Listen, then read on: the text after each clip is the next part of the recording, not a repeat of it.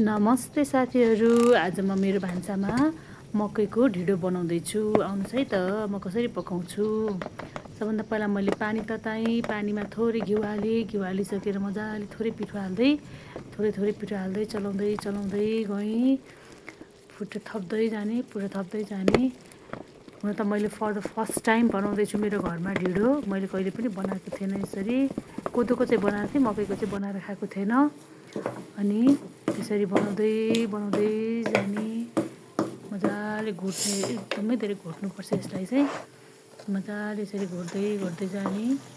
मलाई चाहिँ अलिकता सुक्खा जस्तो लागेर पानी थपेँ मैले फेरि। मलाई काँचो हुन्छ जस्तो लागेर पानी थपेपछि मजाले मस्काई गरेर पकाउँदै जाने यसलाई यसरी नै। पकाउँदै जाने। हेर्नुहोस् त कस्तो मजाले डल्लो पऱ्यो आयो। तल सबै छोडिदिइसक्यो। पानी त थपेको भएर तल टाँसिएको, नभए तल केही पनि टाँसिएन। भाँडा नै सफा हुन्छ। मजाले यसरी मस्काई गरेर मैले के गरेँ, बिस्तारै ढिँडो पकाएँ। अनि उताको कराईमा चाहिँ मेरो चिकन छ।